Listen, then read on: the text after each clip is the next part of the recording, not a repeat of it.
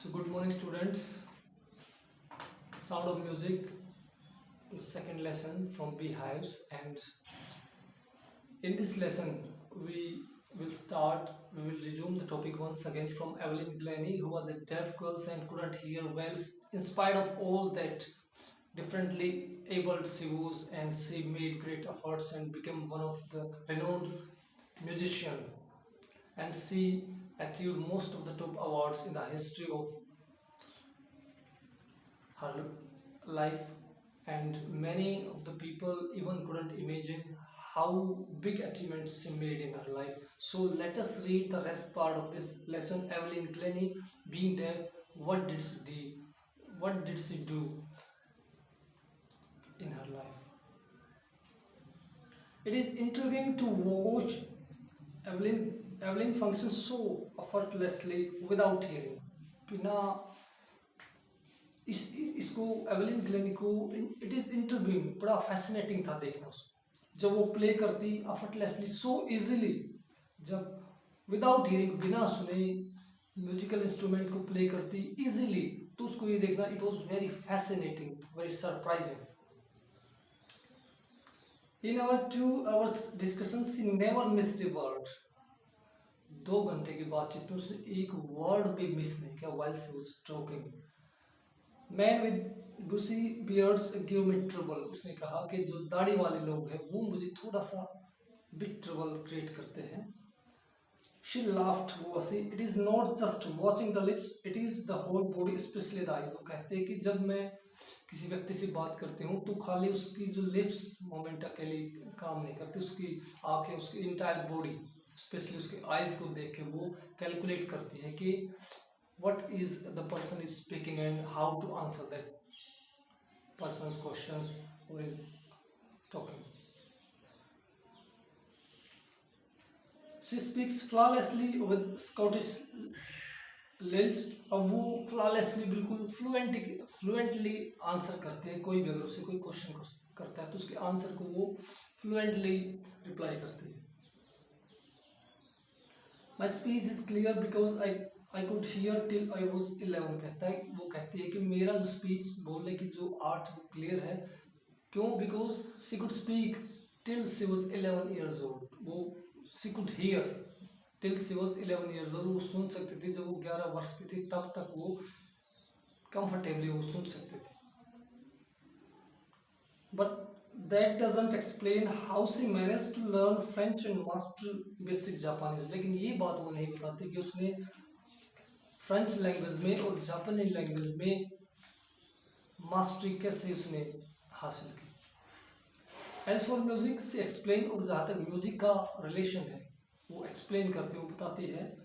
It pores through every part of my body, it टिंगल्स and skin माई चिक bone and even my here. कहता है कि जहाँ तक म्यूजिक की बात है ये रिस के मेरे शरीर में जाता है. Pour into my body, every part of it tingles, एक सनसनी पैदा करता है उसके शरीर में, चिक बोन में, हेयर में, सब कुछ पूरी बॉडी में एक सेंसेशन सी क्रिएट करता है म्यूजिक. वो ये कहती है.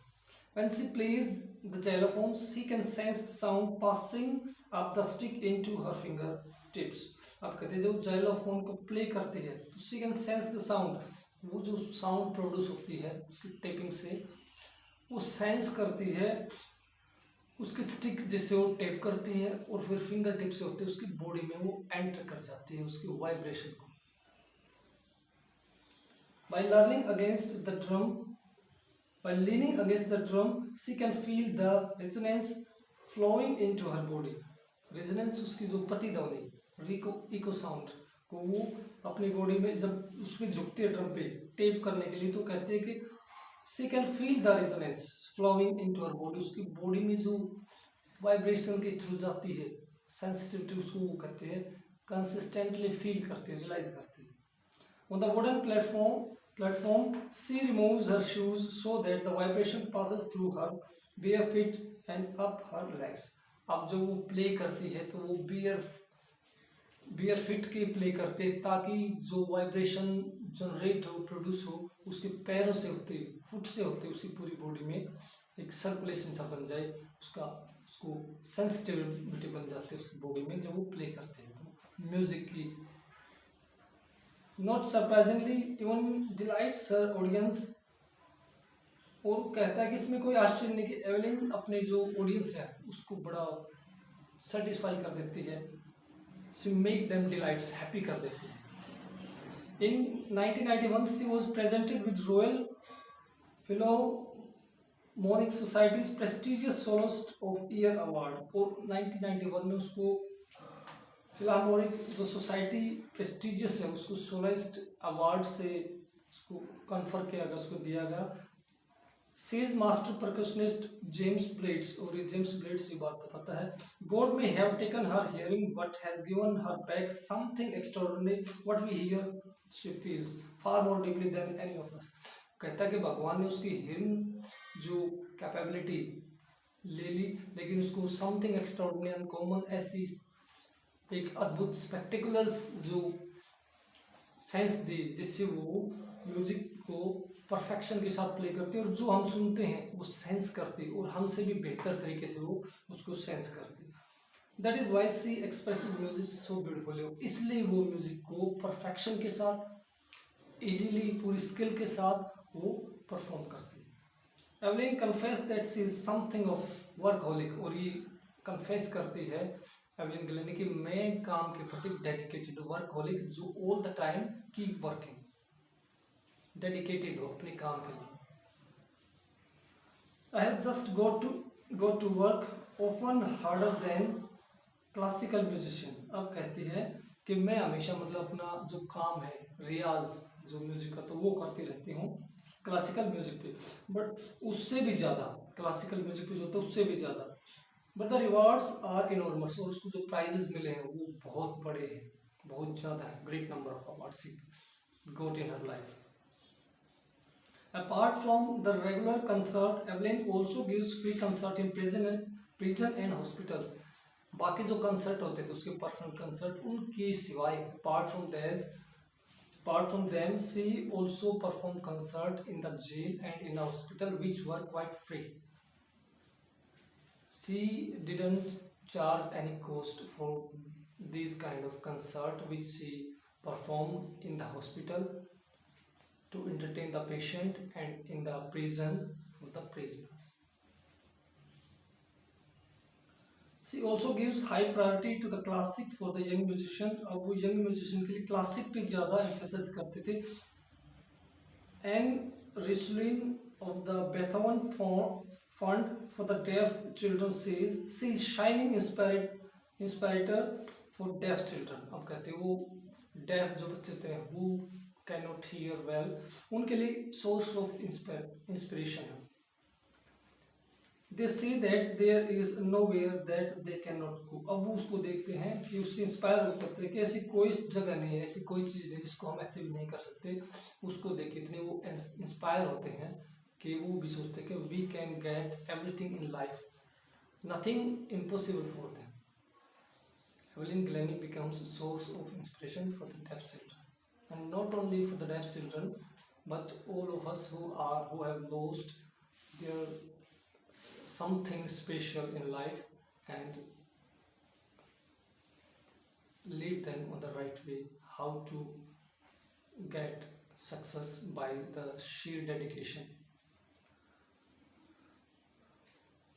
Evelyn Glennie has already accomplished more than most people twice her age. Evelyn Glennie ने वो चीज़ हासिल कर ली जो उनसे दुगनी उम्र के व्यक्ति भी हासिल नहीं कर सकते, twice of her age. She has brought percussion to the front of the orchestra. अब वो जो और उसका जो परक्यूशन था, ढोल जिसको बजाती थी, प्ले करते थे, जिसपे वो ऑर्केस्ट्रा से उसको आगे लेके आई and demonstrated that it can be very moving, और ये उसने दिखा दिया कि ये भी हार्ट टचिंग है। She has given inspiration to those who are handicap, उसने जो डिफरेंटली एबल्ड लोग होते हैं उनको इंस्पायर किया। People who look to her and say, लोग उसकी तरफ देखते और कहते if she can do it I can, अगर वो भी कर सकते हैं तो हम भी कर सकते हैं। एंड नॉट द लिस्ट, और उससे कम भी नहीं, she has given enormous pleasure to the millions, उसने लाखों करोड़ों लोगों को हैप्पीनेस दी, सेंस ऑफ हैप्पीनेस दी, इंस्पिरेशन दी, और how to get success in life. She showed the people by dedication, by hard work. And this message, this story leave the message that if we are discouraged and we sometimes lose some part of our body and we are hopeless, we should not be discouraged. We should work hard, we should be dedicated to our work, we should be punctual to our work. Only then we can get our desirable goal. So student, you have certainly enjoyed this lesson very well and hope you have understood. Have a great day.